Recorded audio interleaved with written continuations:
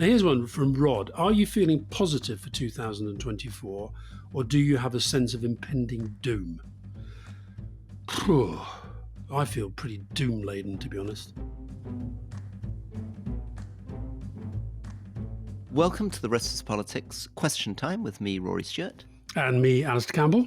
We should start on New Year resolution, given that this is our New Year recording. Robbie Meeks, what should each main UK party leader have as a New Year's resolution? Okay, Rishi Sunak, start doing the job. Keir Starmer, more courage. Very good. I like those two. Another way of framing it is, given that we both think that Keir Starmer is going to be the next Prime Minister, Rishi Sunak, do all the things that you actually care about and believe in, because you're not going to win the next election. So this is an opportunity to not worry about the politics and just get on with doing the right stuff. And Keir Starmer, given that you're going to be the next Prime Minister, come up with some pretty clear, bold ideas. Well, my big problem with that is that I think to fight a campaign, you have to have two mindsets running alongside each other. One is, I could still lose this if you're Keir Starmer. And Rishi Sunak, to fight a good campaign, has to get out of bed thinking he could win. So I wouldn't say to Rishi Sunak, it's all over, get stuff done. What I would say is you're in a difficult position, and the best way to get out of it is to stop playing these silly political games. So you saw the debate over tax over the Christmas and New Year period, where this whole debate about tax, inheritance tax, threshold levels and so forth was all about, and borrowing, how do we make this a trap for Labour? As opposed to kind of what's the right thing to do for the economy right now. And I think if Rishi Sunak tried to do the job seriously and properly, I think people are going to get really turned off by the whole thing being seen through this prism of electoral politics. That was the other reason why the Cummings thing was probably bad for him.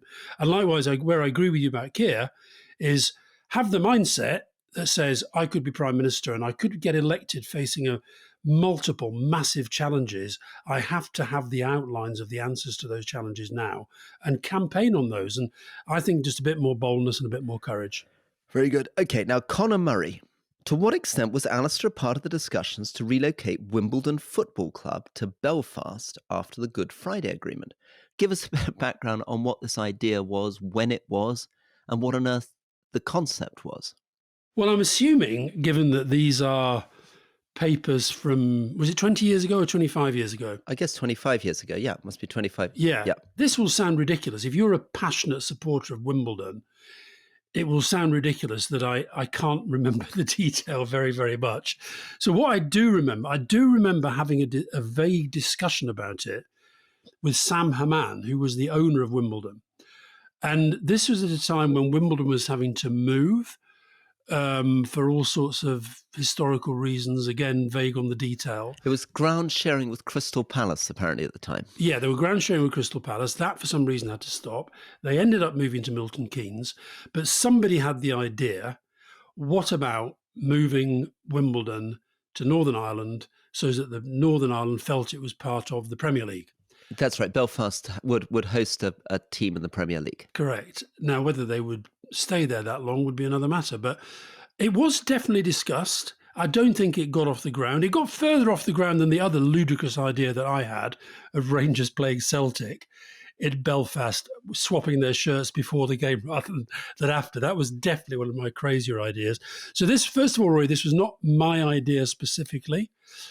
Where it came from, I can't remember, but it was discussed. And I remember I went to I think it was Wimbledon against Manchester United. The reason I remember it is because Grace, my daughter, talks about it a lot because David Beckham touched her hair. But I remember having a discussion with Sam Haman about it. To be honest, I can't even remember what he said, but I will have reported it back, and that may have been in the papers. And what would have happened? I mean, I believe Wimbledon moving to Milton Keynes annoyed a lot of Wimbledon supporters, and they went off to AFC Wimbledon. Presumably Wimbledon moving to Belfast would have annoyed a lot of Wimbledon supporters. They would have had to find a whole new support base. Yeah, it would. And no, the Milton Keynes story is an interesting one. There are still some people who won't go to Milton Keynes because they saw it as part of this sort of, modern franchised football. Historical fact, Rory, I think the first game that they played at Milton Keynes was against Burnley. But I think the no. So look, I'm sorry if I'm vague on the detail, but this is what's quite interesting about when these papers come out year after year after year. There was a lot this year about my dispute with the BBC over Iraq. Right. That was under the 20-year rule. There was also there was one in which Jeremy Haywood, who was a very senior civil servant, great guy, went on to be cabinet secretary, but he wrote a private memo to Tony Blair, which when you read it, the headlines all said he was being critical of me. In fact, he said that he was reporting criticisms which he found to be monstrous, but he was pointing out that my media machine was in a bit of difficulty. So I guess you look at these things. I don't go and look at the whole lot. There are thousands of them that are put out there, but it's interesting to see which Well, it's bits also of fascinating for historians, isn't it? Because Oh yeah, it's a sort of reminder that actually talking to one of the key players 25 years later doesn't always help you as much as you'd think, because people's memories aren't quite what they were.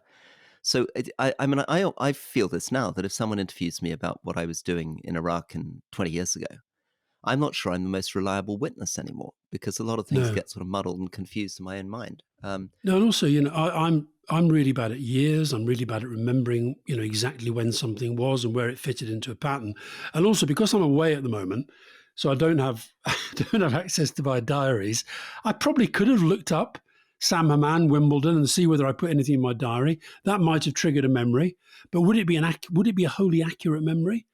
Not necessarily. So I think you're right about historians. I think the reason why this whole sort of WhatsApp culture is a bit of a problem for historians is that, one, you have situations where the records are not being kept properly. There is no proper archive of discussions and meetings. And even like, so I said, for example, I bumped into Sam Haman at a football match. So I might have got home, waited till the Monday morning. That was a Saturday. I might have waited till the Monday morning, fire off a very short note recording the meeting. That would be broadly accurate given it was so soon in your memory. But if you then 10 years later, it becomes controversial for some reason, or it gets involved in a public inquiry, do you really remember, or are you remembering fragments based upon the record that already exists? It's a Yeah.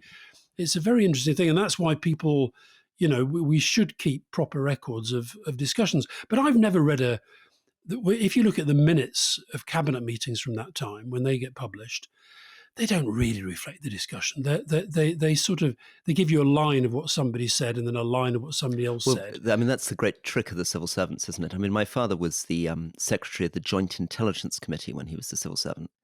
And he was brutally honest about the fact that he was determined that the committee minutes would always reflect his conclusions.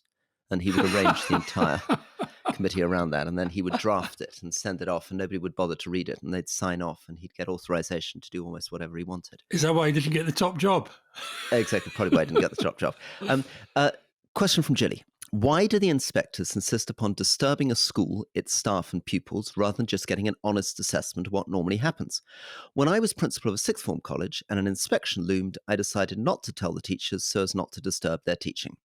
I told the inspectors when they arrived they would see all the teaching as it always was, not specially reorganized for them. They were not pleased.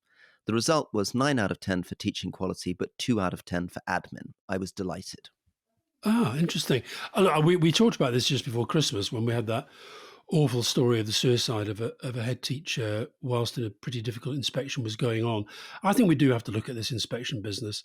I mean, I know a lot less about this than Fiona, because she's been chair of governors of several schools, but every time you get the word there's going to be an Ofsted, it sort of sends the school into a kind of, not chaos, but all attention goes on that because it's so important. The outcome is so important.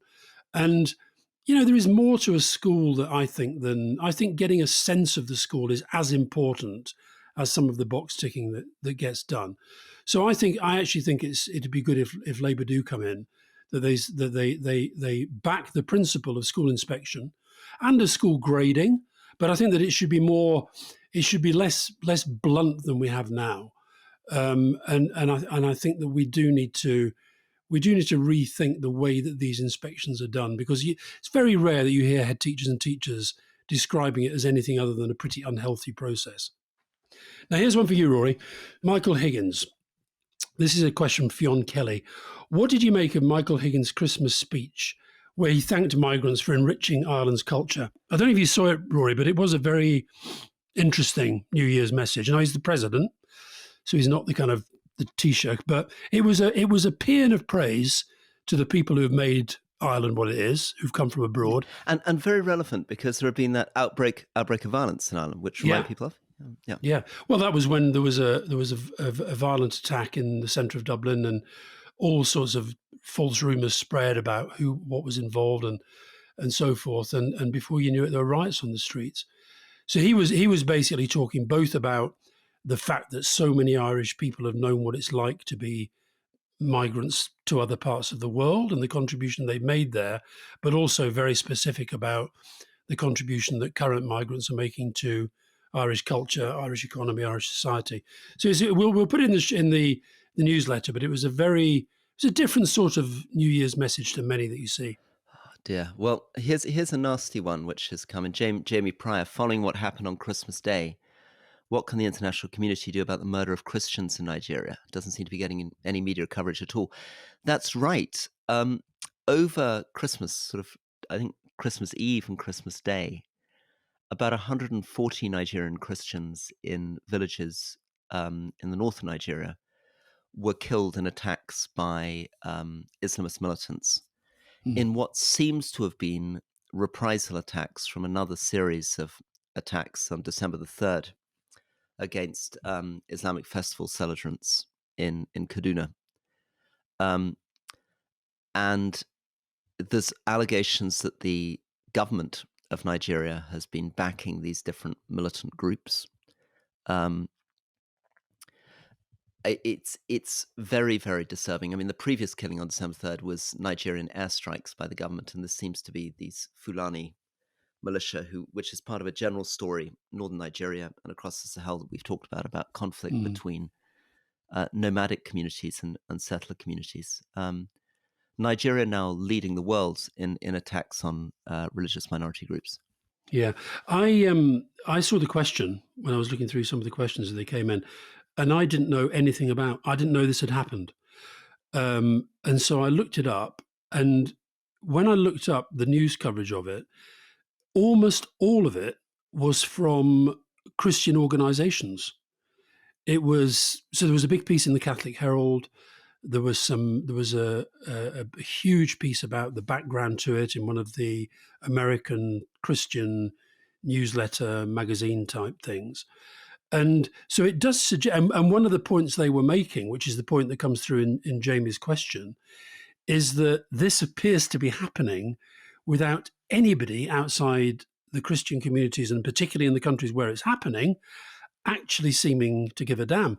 And one of the stories, I mean, that you do sometimes have to feel for Joe Biden or whoever happens to be president of America, because one of the stories that was leading on the fact, why is Biden saying nothing? Why is Biden doing nothing?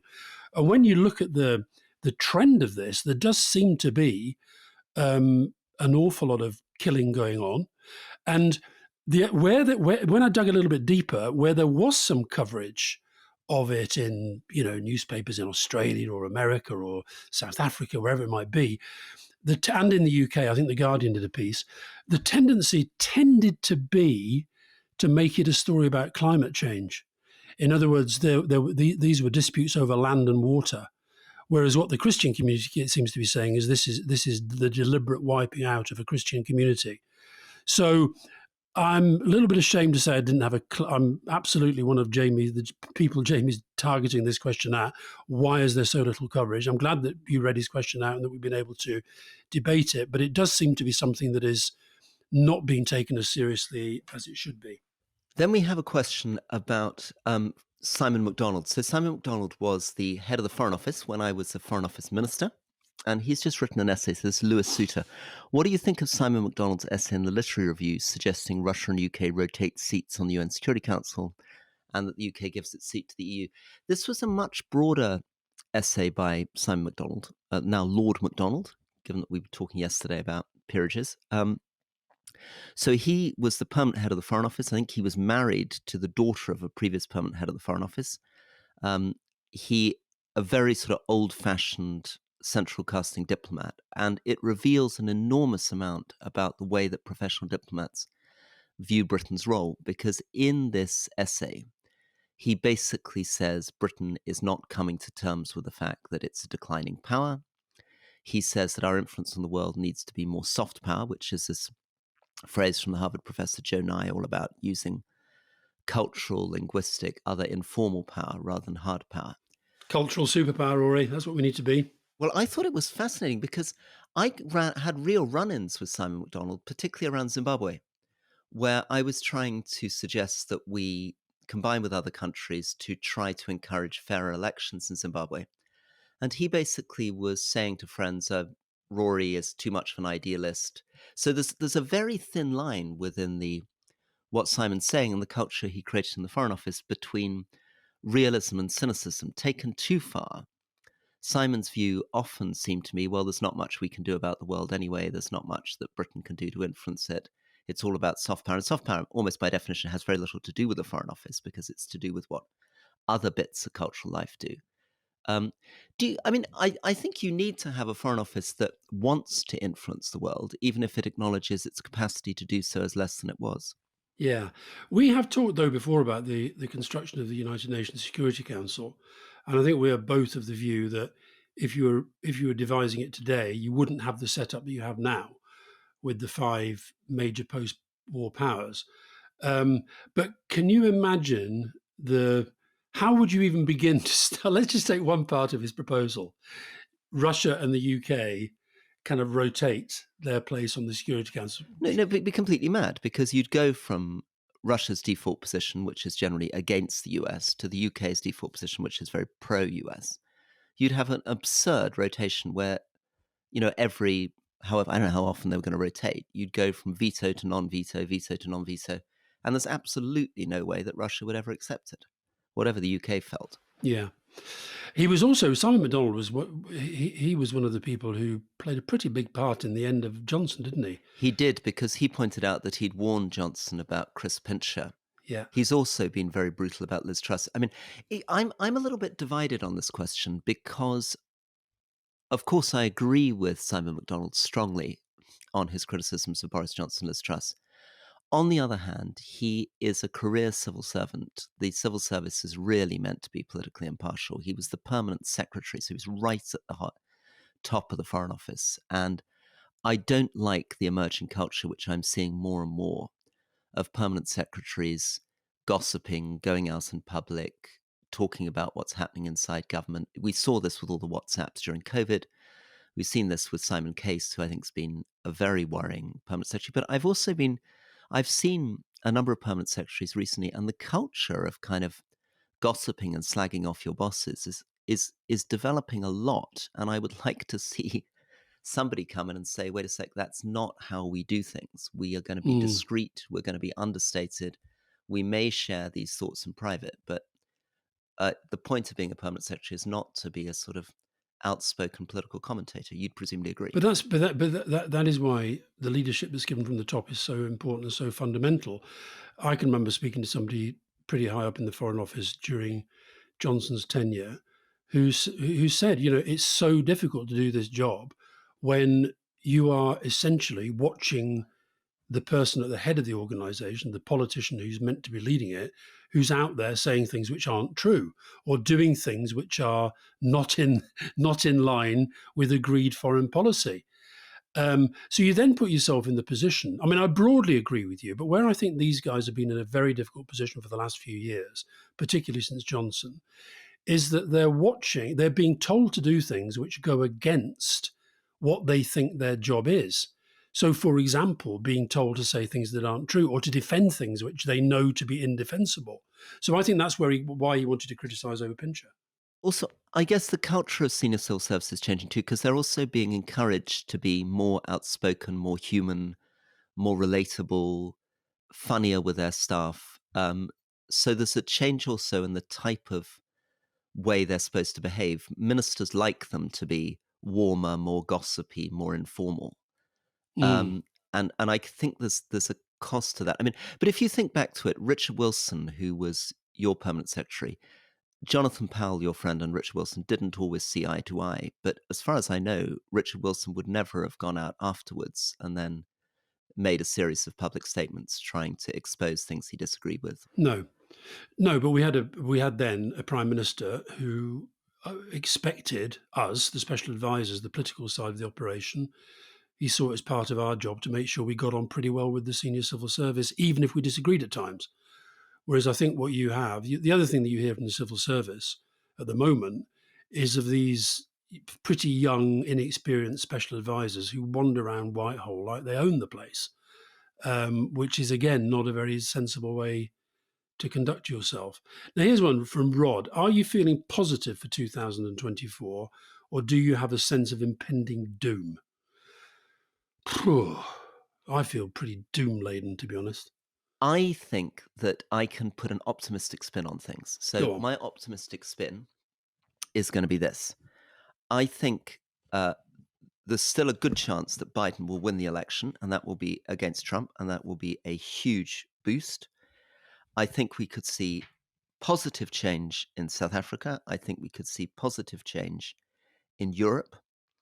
And I think it could be the great election year, which determines a less populist, more liberal future. So that's the best case scenario I can push. But Okay. And where would you put AI into all that? well, that's where I get a bit gloomy, because I do think this will also be the year where AI will dominate elections in a way that we can't even begin to imagine. You found rather an interesting example, didn't you, from Singapore? Yes, I did. It was the Prime Minister in we've talked a lot about, I think it was his New Year's address, but he made he warned the public about AI, because what had happened is that somebody had put together a completely fake video of the Prime Minister, who's very popular, and it was him essentially promoting a financial venture. And yeah, so he was out there sort of urging people to invest in something. And when you watch it, I mean, I've met him and I know what he speaks like and I know what he sounds like. You'd have to basically be his wife, I think, to know this is not him. Well, this is what we've talked about, haven't we? With AI, what's so clever about it is that what people have worked out is the way they blacken politicians' names now is not to sort of invent something completely off the scale, like show them having, I don't know, naked in bed with someone.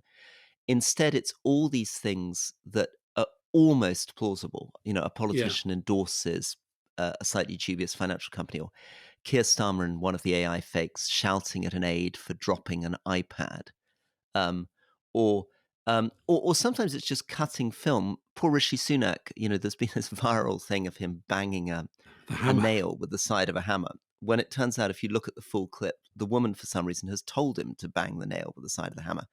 Yeah, that's Quite not AI though. That's just cruel No, editing. no, that's not AI. No, that's just ways of clipping things up. But it's the general sort of fake news thing that you undermine people, not necessarily with the most kind of blatant thing, but something that's sort of Mm, faintly funny, faintly plausible, just on the edge. yeah.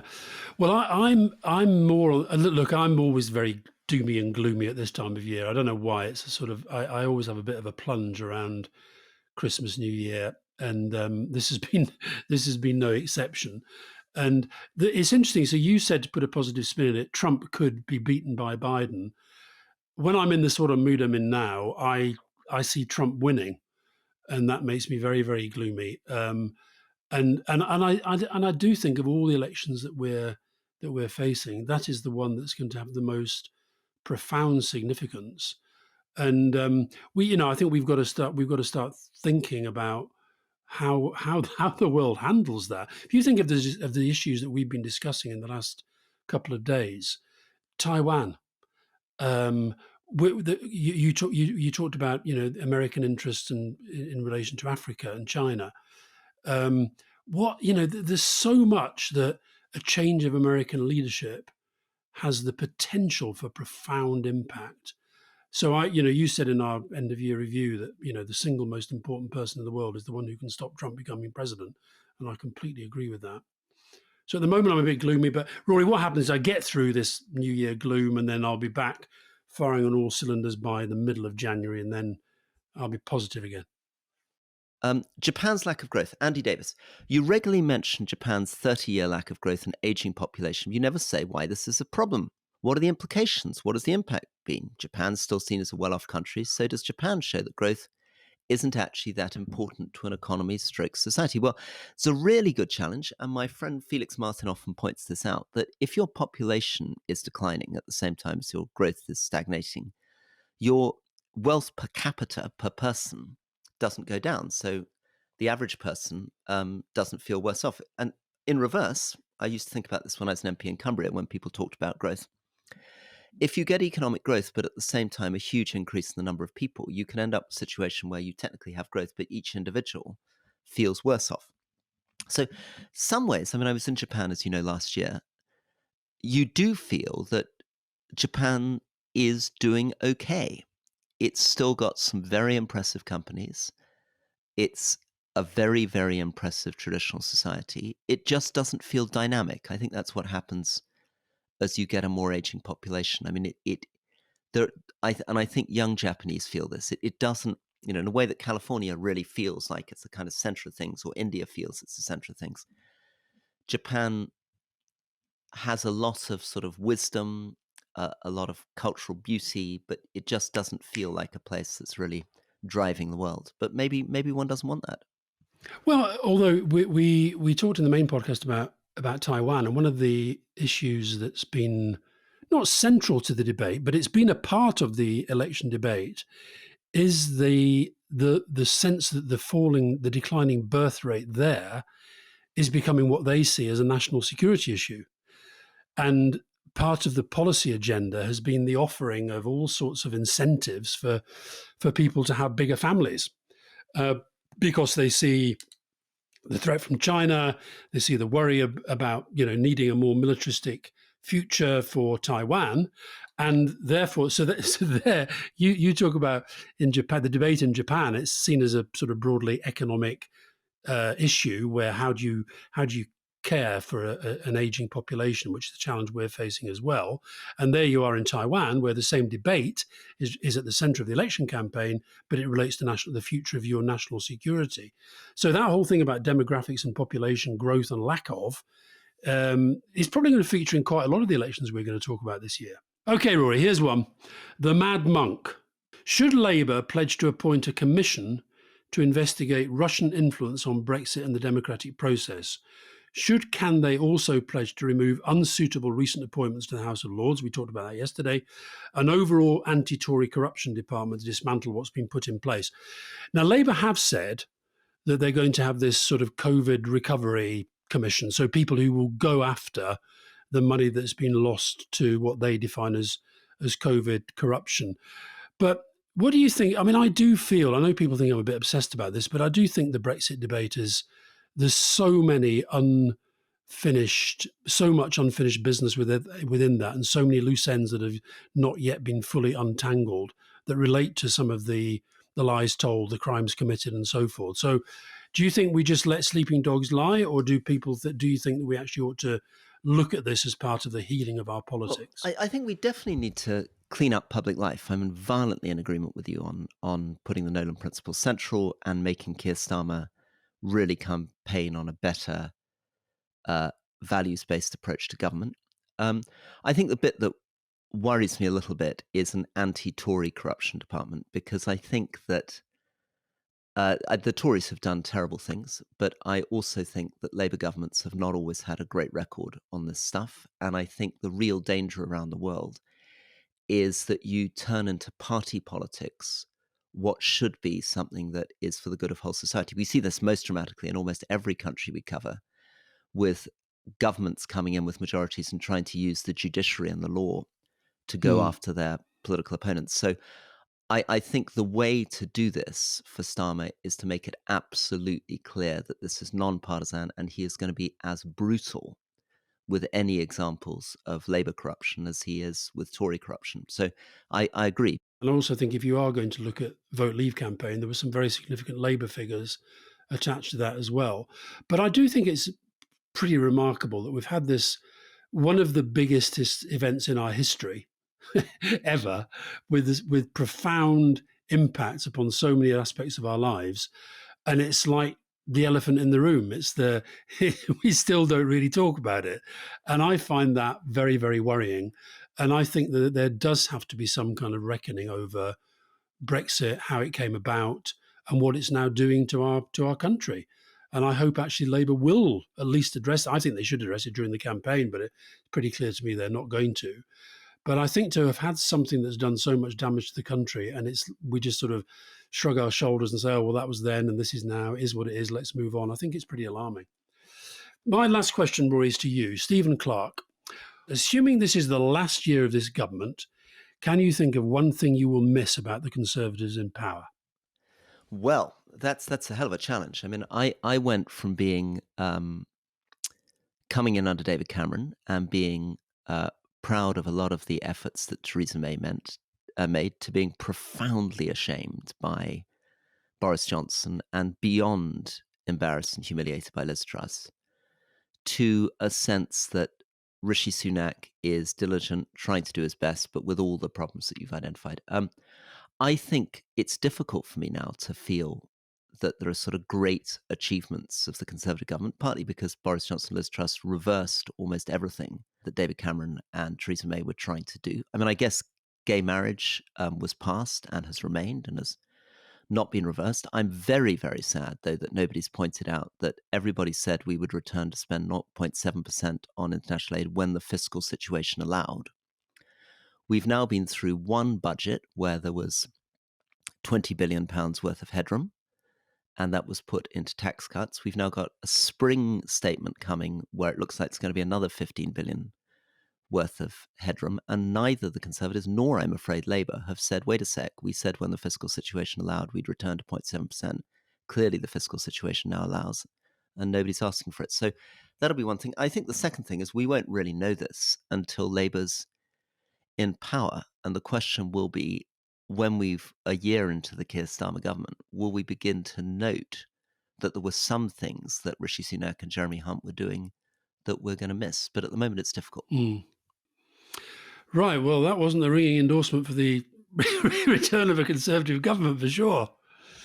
Sebastian Coe was the same, wasn't he? In our interview with Seb Coe on Leading, he said that if he doesn't vote because he's now in the House of Lords, but if he did, he said he'd sort of vote for Tory because he's basically still a Conservative, but he basically says he thinks they're finished. I'm still of that view that you should never write them off. I mean, I've seen too often the Conservatives finding something, but it does look pretty bleak at the moment. Okay, now final question from me. Half woman, half mince pie. Please, can you do an episode of good news? I'm getting so depressed with all the awful news. It'd be great to show us we're not completely doomed as a world. Reasons to be hopeful. So I think we should take that challenge on. We've often said we'd do an episode on good news. We've never managed it, but I think we're going to make an effort. We've also often said that we might interview our wives, Shoshana and Fiona, on the show, because in many ways they're doing more interesting things than either of us. And I might encourage us to return to that idea as well, if they're up for it. That could end up being very depressing. And what if they told the truth about what they think about us? I think, by the way, the original idea was not that we interview them; it was that they do an episode talking about us. Yep. There was a very revealing insight into our various partnerships with your wife Shoshana and my civil partner, I believe the phrase is, Fiona. When, unbeknownst to us, the production team got them to ask a question in front of 6,000 people that was pre-filmed. So Shoshana comes on and says, "Hey, babe." Does she always say, "Hey, babe," Rory? "Hey, babe," she said. Fiona's never said, "Hey, babe," to me. "Hey, babe, you've been thinking a lot about gratitude. Tell me about all the things you're grateful for." And you then answer that very, very nice. And then Fiona comes on and says, "Right, enough of rest is politics. What about the rest is housework? What is the dishwasher program that I use at the end of the day?" To which I sadly did not know the answer. It was one of the few cases where I really felt that I was doing better than you on message discipline. What if we were doing good news today, though? Let's try. If we were to say, right, 4 themes where we talk about good news, we could have, for example, we could have started with the honours and said, let's just talk about 6 people in the honours list who are just fantastic people. Could have done that. Yep. We could have talked about the House of Lords in the context of changes that the House of Lords have made to legislation in recent years, which has improved it. Could have done that. Yep. And the fact that the House of Lords is, of course, what's going to be there to improve the Rwanda legislation. And the House of Lords basically has stood between us and a lot of bad legislation over many, many years. We could have actually picked on President Higgins' New Year's message and analysed that and taken it apart from a positive perspective about a political leader with a positive message about immigration. Yeah, we can talk about the loss and damage fund that was set up out of COP.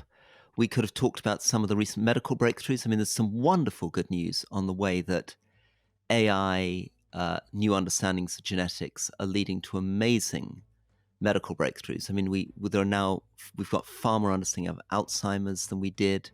There's this amazing weight loss drug, which, with some caveats, is making an incredible difference and may well deal with a lot of the issues of diabetes across the world. So I think medical science is amazing. I think the progress on AI, with all its dangers, can have an incredible productivity benefit. Let's try to do a bit of positive stuff sometime.